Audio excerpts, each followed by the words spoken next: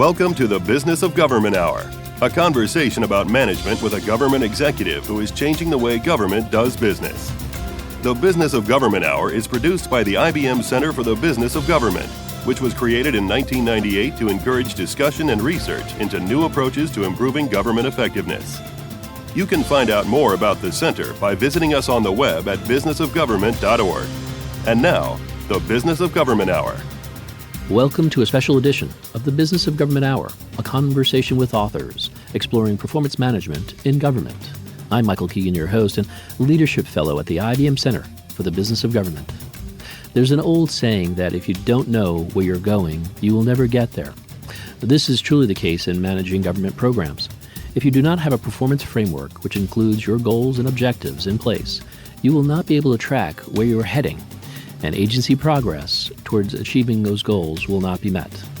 The task of improving government performance looks daunting. Governments are complex, multi-layered organizations, and not surprisingly, government effectiveness and efficiency have many dimensions. As such, government leaders need a multidimensional approach if they wish to create a government that works better, faster, and more efficiently.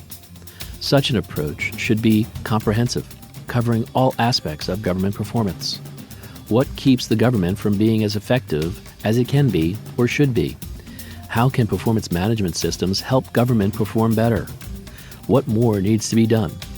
Today I'll explore these questions and so much more with our very special guest, Professor Prajapati Trivedi, author of Performance Management in Government, a primer for leaders.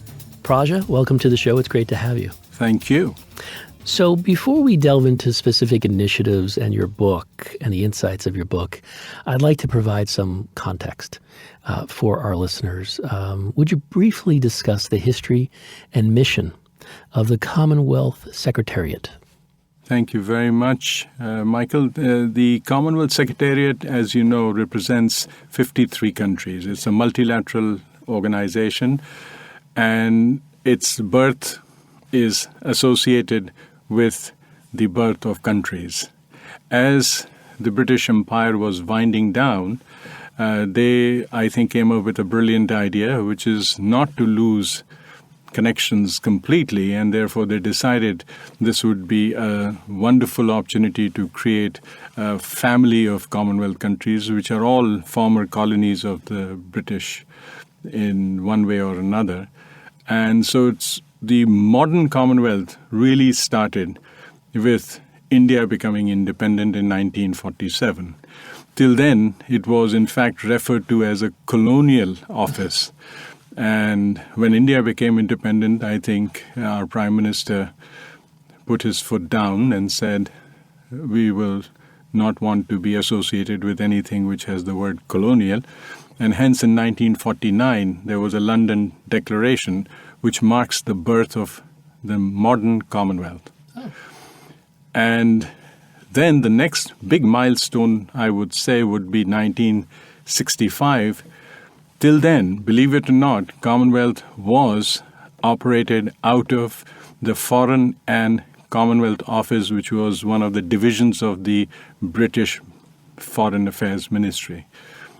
In 1965, the countries said, that's not good. Let us have an independent secretariat. And so the Commonwealth Secretariat was really came into being in 1965. So it's not a very old organization. So that's the origin of Commonwealth. And since then, of course, as countries have become independent, its size has grown and it has also shrunk. Commonwealth believes in certain values: democracy, peace, nonviolence. And if you don't stick to those values, membership is not guaranteed. And therefore, countries go in, come out. Rwanda, for instance, is one of the newest countries which has come back into the Commonwealth. So operationally, how is the Secretariat organized? What exactly does it do? And perhaps you can give us a sense of how it's funded and such. Wonderful. I mean, that's quite straightforward. Commonwealth is really an organization which aspires to have mutually respectful, resilient, peaceful, and prosperous relationship among Commonwealth countries. That's really our goal, which is respectful, resilient, so as well as peaceful. This is very, very important, and democratic. So that's really our big goal. It is funded, there are three main sources. One, there is a levy on each country, which is like a membership fee. And it depends on your GDP and certain criteria. So it's a formula-based thing. Everybody has to pay that amount. So if you're a large country, you pay more. If your GDP is great, you pay more. So it's related to certain parameters which are considered fair by the membership. They've all agreed to that. Okay. So that's a tax or a fee that you have to pay upfront. Then there is a contribution that you make to what is called Commonwealth Fund for Technical Cooperation, which really funds a lot of activities that go on. There is no formula for that, but you need to contribute to it to benefit from it. You can't say, I'm not contributing to it and yet benefit. So you need to contribute to the Commonwealth Fund for Technical Cooperation. That's another kitty in which funds go in, and depending on the demand. So it's completely demand-driven. We have no agenda of our own. Countries come up and say, we need help in election monitoring, we need help in sustainable development goals and implementation, and Commonwealth then responds with technical assistance in those areas. Then there is another fund which is called Extra Budgetary Resources, EBRs. Then organizations, countries can decide to pay in addition to these other two funds, and for instance, but they are for specific purposes. For instance, Australia gave $500,000 for climate change. It was funded specifically that you will create a climate finance access hub, and that is the point of these extra budgetary resources. They are tied to a specific project. How many folks are in the Secretariat? Right. So Secretariat basically has three divisions. One deals with governance, peace, and democracy. Okay. That's one area of governance.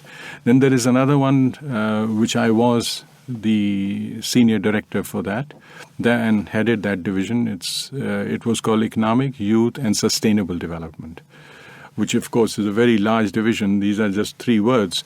That included gender, it included national debt, it included climate, it included sports, it included health, it included education, and economic policy in small states. So it was like a mini World Bank.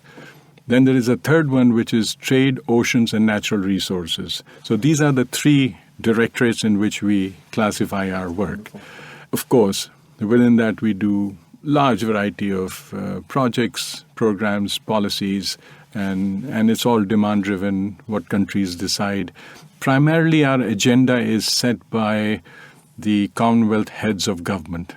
When they meet every 2 years, they decide, and it is based on consensus, and they decide what as a group, these are prime ministers. The last one was in London in 2018, and all of them met, all the prime ministers and presidents, and decided these are our priorities. And then the Secretariat is supposed to respond to those priorities. That's what we are. We are the vehicle for the policy, the heads of the government, to implement things which they decide is important. So there's it's not that we can come up with, we can only suggest. They may agree or may not agree. So what about your role? What are your duties and responsibilities vis-a-vis the Secretariat?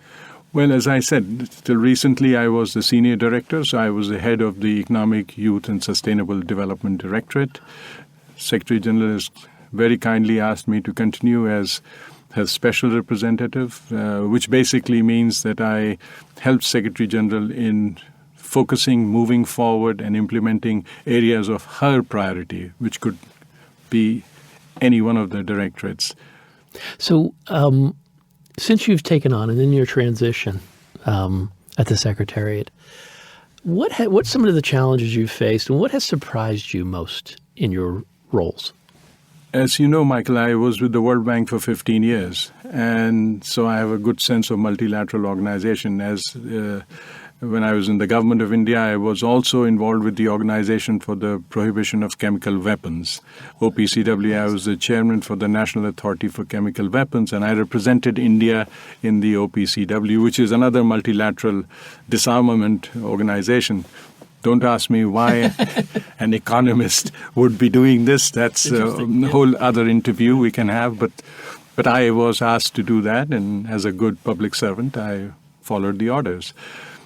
But that taught me a lot about multilateral organization, my experience in the World Bank and with the Organization for the Prohibition of Chemical Weapons. But Commonwealth Secretariat did surprise me because it is completely different. I mean, the love and affection. And then now I can see why there is the rationale for having an organization of this kind. When we meet, as opposed to other meetings, there's only one language required, which is English. We all speak English. So there's no need for this 5 languages of the United Nations, which are there in all other organizations. You have to have simultaneous translation. Here, no. We understand each other because our institutions are similar. We have Westminster form of government. We understand when someone says cabinet secretary, what it means, which is very different from in many other forms of government where it could mean, a minister. Cabinet secretary could mean that. I mean, in the U.S., it would mean a ministerial political appointee. Mm-hmm. But in the most Westminster form of governments, that means first among equals in the public service. So you're a public servant, but you're the senior most public servant who is actually truly the secretary to the cabinet. He sits and takes notes in the cabinet, the only civil servant allowed into the cabinet. So we understand, and that's why, in fact, we have done a study. Because of all these advantages, when we trade with each other within the Commonwealth, we call it the Commonwealth Advantage, trade advantage. There is a 19% cost difference vis-a-vis other countries. Really? So that's really what makes it unique. In terms of challenges, they are the same as in any government, any public sector organization, which is to say that you have to be how do you manage public sector organization? Hopefully we'll talk more about that. Yeah, so they're pretty much similar to any public organization. You mentioned your current roles, but can you tell us a little bit, what's your background? You mentioned you're an economist, but what else do you do? Well, I am a preaching economist. This past summer I taught at the Kennedy School of Government, which I have done for, since 1979, except for a few years. I've continuously taught, and they use one of my books as a textbook, and which is a great honor. But in addition to that, I have I'm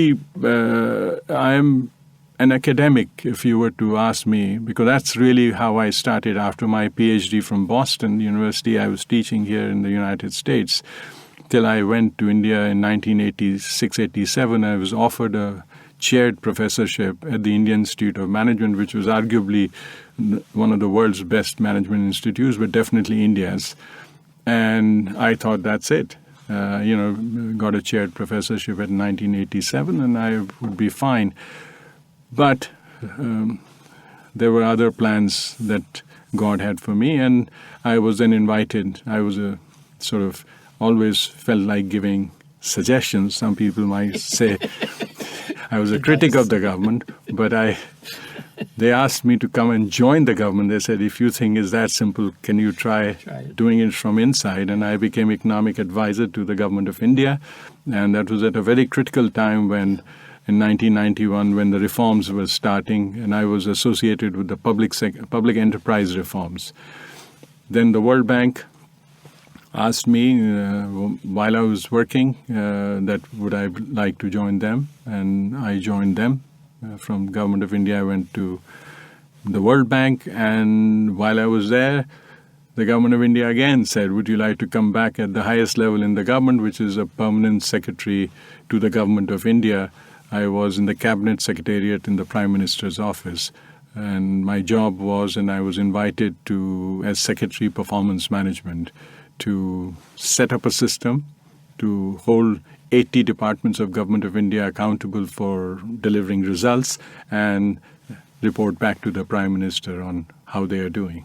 So that was essentially where I was. After I retired from the Government of India, I joined as a professor in the Indian School of business. There I was faculty chair for the management program in public policy. I did that till the Commonwealth Secretariat asked me to join them, and I was delighted and excited to join and continue with my journey. You have an interesting perspective here. You're an academic, and you're also a practitioner. So, given both perspectives, given both experiences, what are the characteristics of an effective leader, and what are some of the leadership principles you subscribe to? Well, clarity of purpose is the most important. I think a leader must have a cause. A leader without a cause is like an organization without a mission or vision. You got to have a cause. Then leadership then follows. It's not that you are a leader in search of a cause. Leadership comes once you believe in a cause. So you got to have a cause, but it's also very important that you have the communication skills. Mm-hmm. In addition to the technical skills, you do need technical skills. I don't think an effective leader can simply say, well, we will do this, but I don't know how we're going to do it. So a leader got to have a vision, and you need to have the skills to deliver that. Mm-hmm. And above all, you must be a good communicator. Yeah. And I think, that's why I think teachers, professors, are often very good at public policy, because in classrooms, that's what we do. We have a clear objective. We know how to deliver that, and we need to communicate because our feedback depends on that, your evaluation. So teachers have those skills, and if we are able to successfully transfer them into public policy area, then you can do what a good teacher does in the classroom. What keeps the government from being as effective as it can be or should be? We'll explore this question and so much more when our conversation continues on the Business of Government Hour.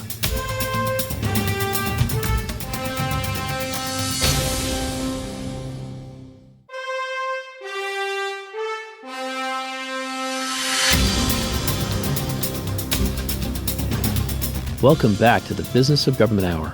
I'm Michael Keegan, your host, and our guest today is Professor Prajapati Trivedi, author of Performance Management in Government, a primer for leaders. So, Praja, on its face, the task of improving government performance looks daunting, but you point out there are three key facts that need to be kept in mind. What are those?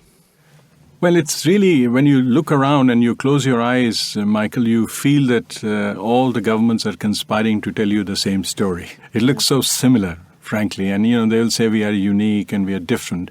But when they relate their challenges and their problems, they look similar. So in a sense, the first thing I've noticed is that many of the problems involved in managing government across countries are a result of a few underlying causes. So people put it in different ways, but there are just a couple of causes which are repeated over and over again. So it's not like everyone has a unique problem. They say it in a unique way. May not say in the exact words, but they're basically repeating the same problems which you observe across the countries. The second is that even the causes of poor performance are similar. And third, of course, the solutions are very similar too. You find that countries that have really solved and overcome these challenges are using basically similar approaches. So there's a great deal of similarity, even though we may speak different languages, our GDPs are different, we are in different regions of the world, but there is a huge amount of similarity. So I have decided to focus on those similarities in identifying the problems and as well as finding solutions. In your experience, what keeps government from being as effective as it can be or should be, and what are the typical causes of poor government performance? So you would find that one of the main, irrespective of where you are, you can be sure they will always come back to this cause, which is that government departments have too many people supervising them. Mm-hmm. Everybody feels they have a right to supervise a government department, whether it's the parliament, whether it is the controller and auditor general, whether it is the administrative ministries, the regulators, the press even feels they have a right to supervise the government department, and the vigilance agencies. So Now, that should not be a problem because, after all, in the private sector, you have thousands of shareholders who also supervise the firm. The difference between the public and the private sector is, whereas in the private sector, they all have the same objective. All the shareholders are focused on just increasing their share value and making sure the company does well, not only in the short run, but in the long run. So they have very similar objectives, all of them. Mm-hmm. In the public sector, unfortunately, everyone has a different objective. Somebody wants political objectives to be met. Someone wants non-political objectives. Somebody wants efficiency. Somebody wants equity. And as a result, the government officials really do not know what is really expected of them. Mm-hmm. If they run fast, they are told, look, this is not a dash, it's a marathon, take it easy. Mm-hmm. If they jump high, they are told, look, this is not a high jump, it's a broad jump. So as a result, whatever you do, someone is calling you out. And so they decide, look, I'm just going to follow the rules, survive in the system, and if there is a collateral benefit to the country, then so be it. But I'm not going to go out and try, and that's not desirable. So that's cause that you can be sure you find, that fuzziness of goals and objectives. So if you don't know what race you're running, then there's no chance that you will win that race. That's one. The other problem that you see all the time is the not me syndrome. Where anything happens, they'll say it's not me. It's someone else is doing it. It's not me. So in the government, it's always pointing the fingers. So these are the two big problems. And you find most of the problems, if you mention to me, they will be symptoms of these two underlying causes. So, in your book, you have it's a compilation of really very thoughtful and insightful articles. And you've had a lot of experience. I want to go back to 2009. As I understand it, you were responsible for the design and implementation of the performance monitoring and evaluation system implemented in the Indian government. What lessons have you learned, or did you learn from that experience? And what should have been done? What more can be done? Well, that was a job that I was given, and I was not experimenting. I had been a long-time believer in this cause, and so much so that most people in the government would be wanting to join the World Bank. I actually resigned to join the government of India, taking a massive cut in salary because I believed in this cause. And right from my PhD, in some way or the other, I was preparing for this job. So I came to this job with very clear sense of what is possible, what is not possible. But in short, I should say that at the end, when I retired, I had exceeded any expectation that I had at the beginning what was possible. It was way beyond what I was able to achieve. So I'm a very big believer that if you have clarity of what you want to do and you're doing reasonable things, you're not just trying to pulling a fast one and saying, this is, Billy, trust me, you're saying this is common sense. Mm-hmm. Tell me which part of it you have problem with. And with common sense, very few people can argue because this is so obviously true. So therefore, that was the approach. And I joined, it is true that we designed a system based on all the experience I had till that point. I had worked in a large number of countries.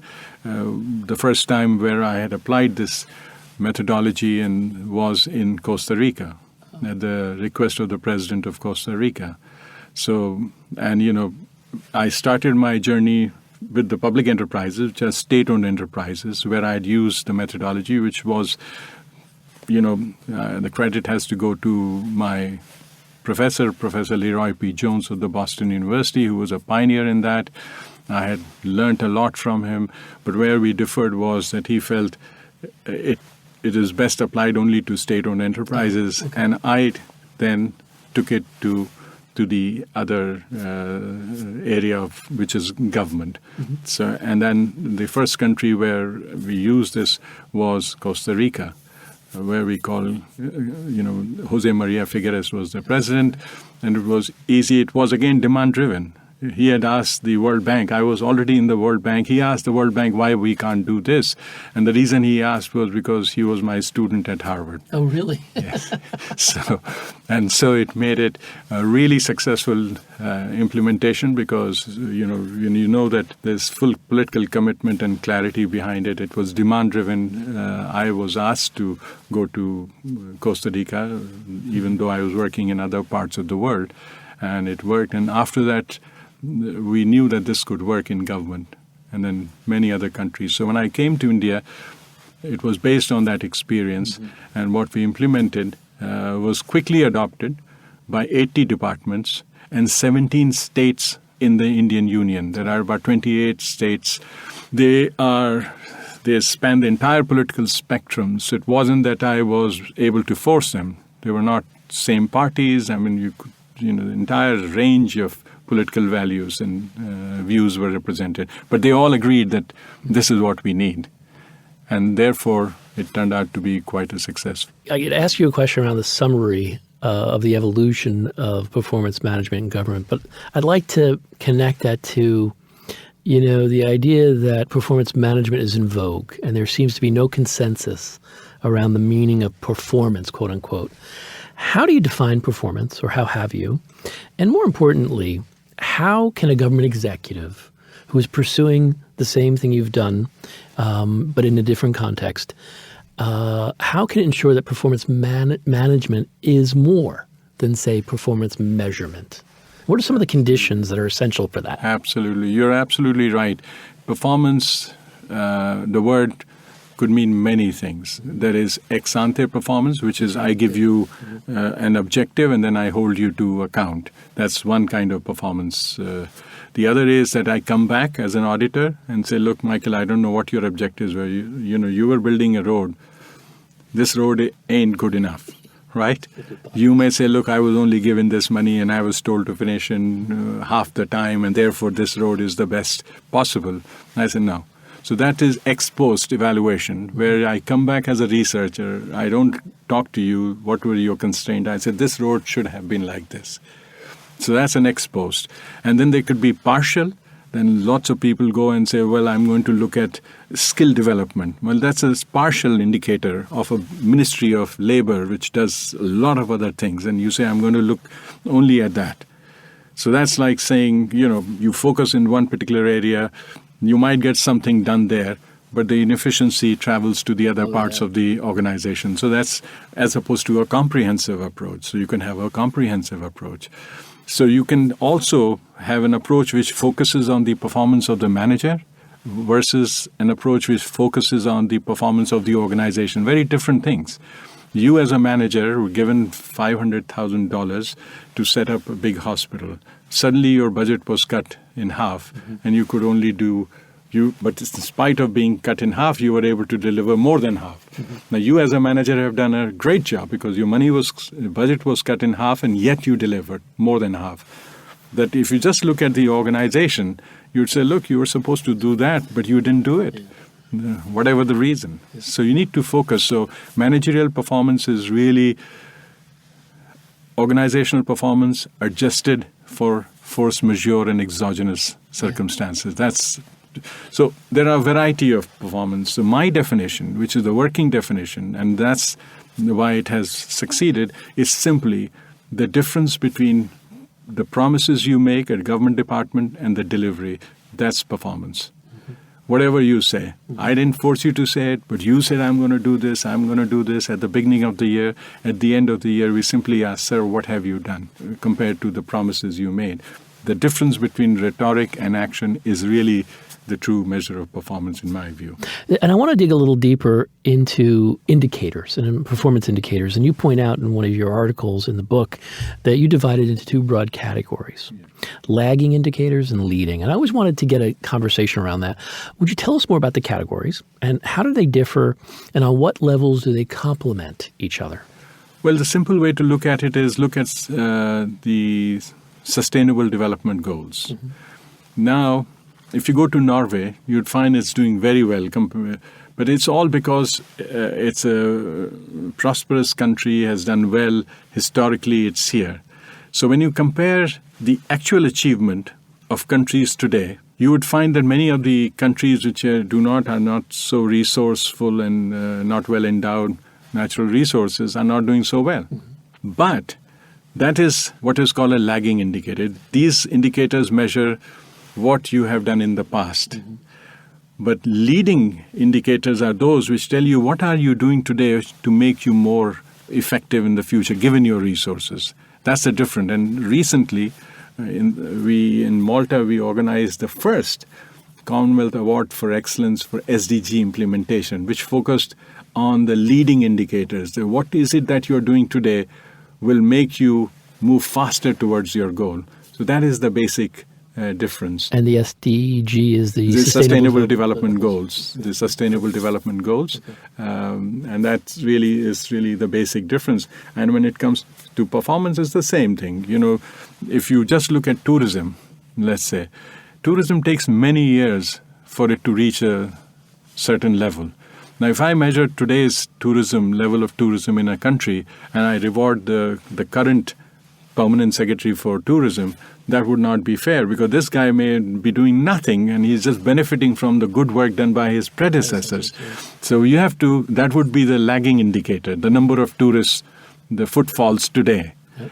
But the leading indicator would be, what are you doing today to ensure the number increases and it continues to grow? That would be the leading indicator. So performance management should focus on leading indicators, and researchers can focus on the lagging indicators to draw lessons as to what we need to do to really improve in the future. Yeah, so I think that's the big difference. One thing I was want to get at is it's the economy stupid kind of admonishment. But when it comes to performance management, how true is the admonishment, it's the systems stupid? From your perspective, why should governments place emphasis on re-engineering systems that they use for performance management? Right. As I said, the problems are pretty well known. The two solutions are also pretty standard and well known. If you look across the world, countries which focus on systems tend to do better than those which just focus on individuals. Okay. An individual can come and do some stuff, but it's not sustainable. The minute the individual goes, the entire thing goes with the individual. But right from Peter Drucker onwards, all management experts agree that 80% of the performance of any organization can be accounted for by the quality of systems it has, and only 20 by the number of people. And it should not be surprising. I mean, if you look at famous kings, Alexander, Napoleon, they were great kings. They had great systems, and the rank and file rose up to deliver, conquer for them. So the rule of thumb is that 80% of the performance is accounted by the quality of systems. Within the remaining 20% of the people, 80% of it is accounted by the quality of leadership. So therefore, all you need for miracles to happen in governance is a good system with a good leader. Indeed, it is the job of the leader to ensure that good systems are put in place, they are protected and sustained. That is a role of leadership. How can performance management systems help governments perform better? We'll explore this question and so much more when our conversation continues on the Business of Government Hour.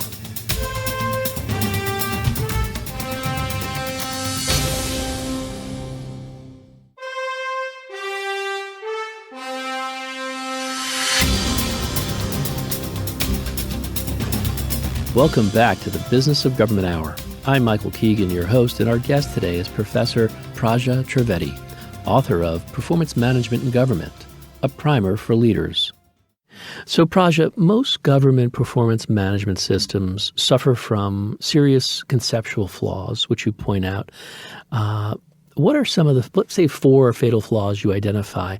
And more importantly, what can be done to avoid these flaws? So, Michael, these fatal flaws are what you observe where things are not working, right? The first one, for example, I would say would be to really improve the performance of any organization.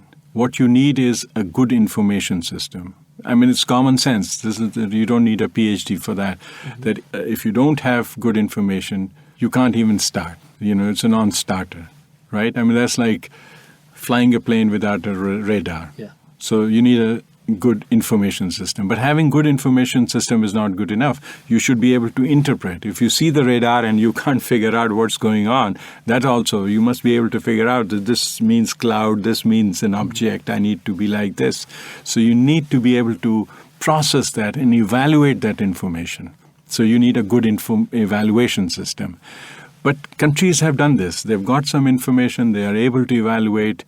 The fatal flaw is they think things will be done automatically, but you need an incentive system. Yeah. Nothing happens in the world without consequences. If I work hard and I do well, nothing happens. If I don't work hard and I don't do well, nothing happens. And, I'm a human being. I'll choose not to work hard, spend time with my family. So having incentives, which need not be monetary, consequences of sorts. And, there's a whole lecture we can have on that. But that's, I would say, a fatal flaw. So just they feel, he's a public servant, they'll just work. It doesn't happen like that, That doesn't happen like that. Then I would say another fatal flaw. In 2019, I'm surprised. I visit governments, talk to the officials, that in government we give a list of things to do. I'll tell you, Michael, do these 15 things. You come back to me and say, Praja, you'd asked me to do 15 things. I managed to do 12 things. I didn't do the 3 things. How am I to evaluate your performance, right? Maybe those 3 things were the critical Essential, things. yeah. And you did all the dinky little stuff here and there, and then you didn't do the 3 which really were required for us to do well as an organization. So therefore, without prioritization, we cannot even begin to say we are doing evaluation. Country after country, and government after government, what they do is they just go by list of things to do. And at the end, they'll say, we did 80% of the stuff. But that 20% that you left out was the 80% of what you should have done. So therefore, prioritizing, attaching weights, adding up to 100 is essential. And if you don't do it, in my view, it's a fatal flaw. You can claim you're doing evaluation management, but you're not really. So I think that is essential. In addition, give you another typical fatal flaw in the government is simply that I give you, or someone gives me, why should I put you on the spot all the time? Let's say I get a target that, Praja, you have to build 700 kilometers of road. And I go to the minister and say, sir, you had asked me to build 700 kilometers, that I have been able to do only 680 kilometers. How is my boss to evaluate me? Here I submit to you. If the boss likes me, he'll say, Praja, that's close enough. Let's go and have a beer. If the boss doesn't like me, he'll say, Praja, you're a good man. Your problem is you never achieve targets, and write something nasty on my performance appraisal, and that's the end of my career. So this subjectivity that bosses have in the public sector is a fatal flaw. That's the cause of most of our problems. So unless you agree on deviation, that how we measure the deviation from the target, if you don't do it ex ante, then we create subjective evaluation, and that's no evaluation. So that's a fatal flaw, is that we do not agree on deviations. How are we going to measure deviation from the target? We may agree on a target, that whether 5% deviation is acceptable or not acceptable. We should agree on that. And if you don't, it's a fatal flaw. The other, just to continue with the list, would be that we tend to focus on one aspect of the departmental or organizational performance. But we don't go and look at it in a comprehensive manner. You'd find that they'll focus on 2 or 3 big aspects of a department. And unless you do a comprehensive, anything that is desirable should be in your system of measurement. So it should include financial, non-financial, long-term, short-term. All these things should be part of that set of things. So comprehensiveness is a very important thing. When you focus on just projects may get done, but this department's capacity to do things in the future will go down. And that's not good for the country. So therefore, comprehensiveness, measuring and looking at the comprehensive picture is very, very important when it comes. That's a fatal flaw as well. See, you point out in your book that government agencies don't have a clearly defined bottom line. How much of the problems in government can be traced to the absence of a bottom line? And you put out a 7-step process that one could follow to create the missing bottom line in government. Can you tell us more about that? Thank you. No, I think, you've hit the nail right on the head. If you had to ask me, of all the things we have spoken about, this would be the central problem. Interesting. In the private sector, when I say that this company has made $300 million as profit, you agree, I agree, investors agree, the stock market agrees. Not because we trust the company, because that company prepared its account following what is called generally accepted accounting principles. Not just that, it also got its accounts audited by an external auditor by following generally accepted accounting principles. And then we are reassured that what the number they state is as close to truth as possible, right? And that's the reason why we trust. But in the government, we don't have that system. We don't have a counterpart. And the beauty lies in the eyes of the beholder. You may say, I've done a great job, but another person will come and just tear you apart and say, no, but you didn't do this, you didn't do that. Because there's no generally accepted performance principles. Interesting. Right? Yeah. We just, all of us have, I go to conferences, I ask, so what is performance? Everybody gives a different answer. But in accounting, this would not happen. When you say, what's a working capital, everyone tell you what's a working capital. How do you define assets, liability? Everything is well defined. And we need a counterpart of that in public sector, generally accepted performance principles. So the 7 steps that I outlined are moving us towards the generally accepted performance principles. They're based on common sense, large number of countries, top policymakers, on the ground, civil servants, they all seem to agree. Right? To give you an example of one of the steps, please, and tell me if you agree or not, it should be that the agency whose performance we are evaluating should specify its long-term vision, the destination, where does it want to go? Now, who will disagree with that? I mean, that's like Alice in Wonderland. If you don't know where you're going, any path will take you. You've got to know where you're going, right? So that's the first step and a common sense step. Second would be, okay, I'm going there. How are you going to get there? So what are your objectives to take you there? So that's when you say, these are my objectives, which will help me achieve my vision and long-term strategy. Then I would say, what actions are you taking to reach that point, right? I mean, you got your destination, you've got a strategy, what actions you're taking to reach that point. And then I would come to the point I was mentioning, which is, of these actions, how would you prioritize? Which comes first, which is more important, which is less important? Then another step would be to agree on the deviations. First, you would say, I'm taking these steps. How do I know I'm taking the steps? You need key performance indicators for that. Then once you have the key performance indicators, like 700 kilometers of road per year, then how do you measure the deviation from there?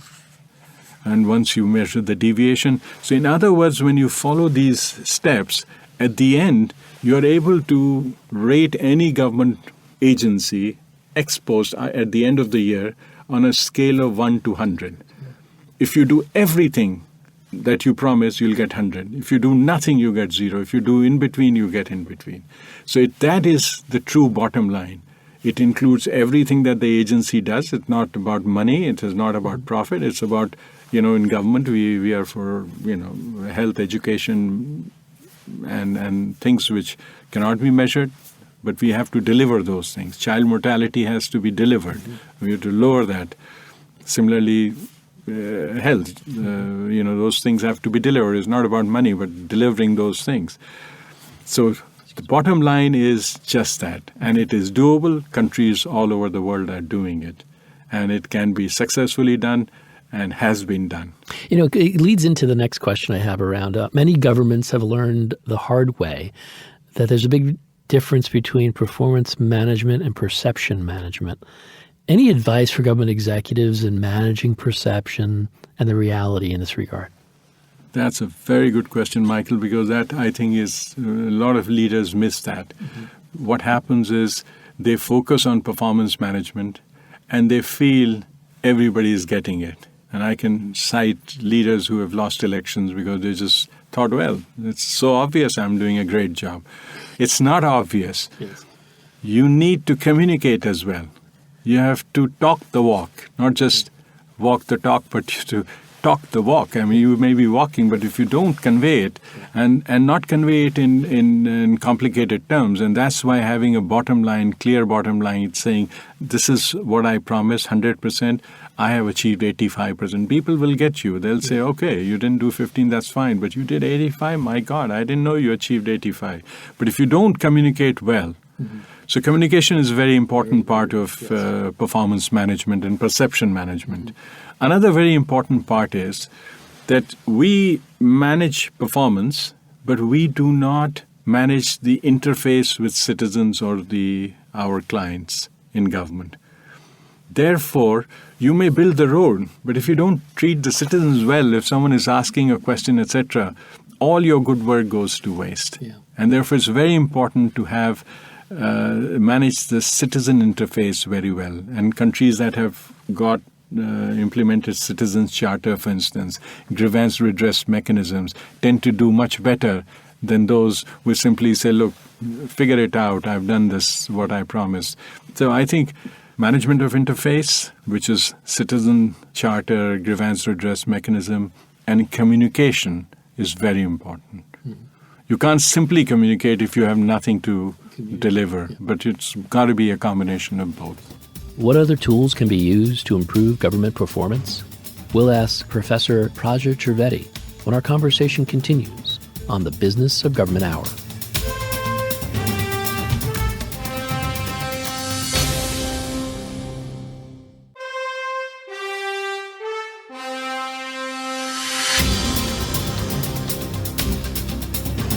Welcome back to the Business of Government Hour. I'm Michael Keegan, your host, and our guest today is Professor Prajapati Trivedi, author of Performance Management in Government, a primer for leaders. You know, as a teaching and practicing economist, I'm interested to understand, why did you become so devoted and passionate about performance management and public management issues?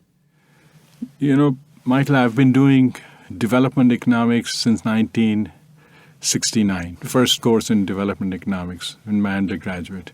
And since then, I've just went on to do PhD under some of the finest development economists in the world. I mean, at that point, arguably, I did under Amartya Sen, who went on to get the Nobel Prize.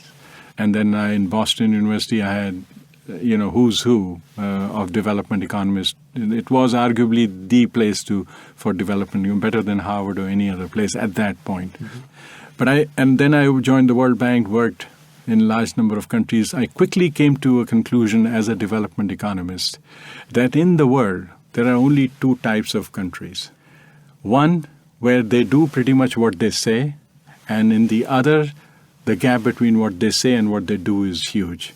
And there's no prize for guessing which group of countries develops faster. So the only development theory I found which seems to make sense and which seems to be real and validated by facts was that there is no development divide, there is an implementation divide. Absolutely. So you may have all these development theories, which as an economist we do, the balanced, unbalanced growth, Rostow's takeoff theory of development.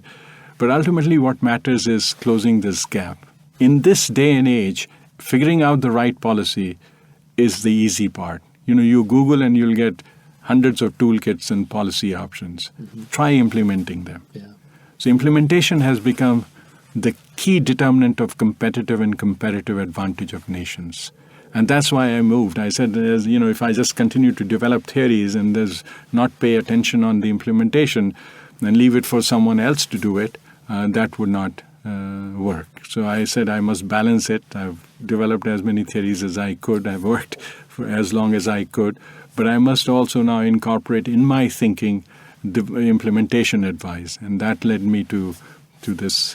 It's very important, especially since we're sitting here and you're joining me in Washington, D.C. You tend to find in this city, and it may be true in other parts of the world, that the thing that folks, especially younger, aspiring policy makers, what they want to do is they want to do the policy development. And yet everything can fall apart if it's not implemented correctly. And it's not as sexy, forgive the term, as policy development. But, one thing you did in your work, performance management in government, a primer for leaders, is identify some of the toolkits that will help someone in implementing a performance management system. And I was wondering if you could tell us more about these toolkits. Well, the toolkits is really a fancy name for saying a methodology that works. Okay. So it's a methodology that works, and you look not at the country, what were the specifics of that country, but what was the methodology, what was the method of doing it, and then you codify it and say, look, this then becomes a way of doing things, and that becomes the toolkit. Mm-hmm. So in the Commonwealth Secretariat, we have developed toolkits for a large number of areas. To give you an example, that how do you foster innovation in government? Mm-hmm. Now, what from the experience. So the toolkit simply is a manual, a guideline of step-by-step doing and fostering innovation.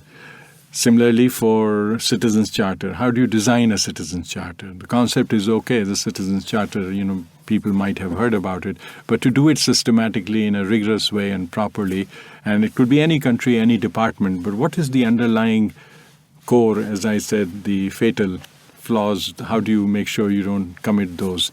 That is, you do not commit known mistakes, but your own unique mistakes, unknown mistakes. But the ones that have been already committed, you should at least not repeat them. So that's the toolkit. So we have for almost everything and all, because performance management is not about measurement as we have already agreed. Mm-hmm. It's also about having a good strategy. Yes. So we have a toolkit on how do you develop a strategy. They have a toolkit on, of course, performance management, which we call the Strategic Management and Accountability for Results Toolkit, mm-hmm. which has actually been codified into a software which, at the risk of being immodest, is widely being adopted and accepted by countries which have seen it, because it is based on common sense. It embodies all the principles that we have discussed, which are there in that book as well, and therefore it's based on common sense, and countries find it reasonable. It applies to them. Similarly, we have a toolkit for ISO 9000, which is quality in government. You'd be surprised. I was surprised till I found, and I actually got 2 departments in Government of India where I worked, ISO certified. And till then I thought this was for private sector. Now I know that codifying institutional memory and your processes is a fundamental way of improving government. It's such a simple thing. Yeah. And then once we had done it successfully, we codified that methodology on steps A, B, C, D you do. Who do you get? What resources you need to do? So that's a toolkit. So we have for risk management, we have for so the entire gamut of things required to make a government that works faster, better, cheaper, and delivers what it promises. Now, in your context, with so many of these ideas, what governments have adopted them, and why haven't more governments adopted these ideas? Well, a large number of governments have adopted, you're right. When I was in the Government of India, all 80 departments had adopted. As I mentioned, 17 states had adopted, all voluntarily demand-driven, because once you're in Government of India, it's a federal structure, so states are autonomous, they're like independent countries, but they adopted because they believed in it, not because government had any influence on them. It's just like US. I mean, the federal government can't dictate to a governor in another state. They have state-level policies. And it is true that large number of countries, in fact, is surprising. It's nothing to do with the size. Countries from Bhutan, Bangladesh, they are pioneers now. I mean, when somebody asked me, and a country like Malaysia started way ahead. But I mean, we tend to think, and which is true, that New Zealand was a pioneer in new public management. Yes, in early 80s, they were the ones who really completely reimagined the way government works. And of course, Bill Clinton in 1993 adopted the government performance, or enacted the Government Performance and Results Act, which embodied everything that we knew about new public management and reinventing the government. And since then, many other countries have done it. But this methodology in avoiding the fatal flaws, I'm afraid, is restricted to a few countries. And you asked why others have not adopted. I think it's just the exposure. We haven't had time. This is all recent. Now the consensus is developing, and now that I'm with the Commonwealth Secretariat, I shared this with all the cabinet secretaries once they met in London. After that, everybody wanted to adopt. So it is also a matter of communicating it to the top policymakers and not making it complicated. And I think it's now moving very fast, and we think this will be adopted by a large number of countries. So, Praja, when we close, where could folks pick up your book? Well, this is in the public domain, and I really believe that knowledge has to be in the public domain. And this, they can go to the Commonwealth website. They can go to the IBM Center for the Business of Government, and that's probably much easier because if they go to the IBM Center's website, it's there. Great, wonderful. Praja, thank you for joining me today. This has been a wonderful conversation. Thank you for having me, and you're most welcome, Michael. Thank you. This has been the Business of Government Hour, a conversation with Professor Prajapati Trivedi, author of Performance Management in Government, a primer for leaders. Be sure to join me next week for another informative, insightful, and in-depth conversation on the intersection of government, technology, and leadership. For the Business of Government Hour, I'm Michael Keegan, and thanks for joining us. This has been the Business of Government Hour. Be sure to visit us on the web at businessofgovernment.org. There you can learn more about our programs and get a transcript of today's conversation. Until next week, it's businessofgovernment.org.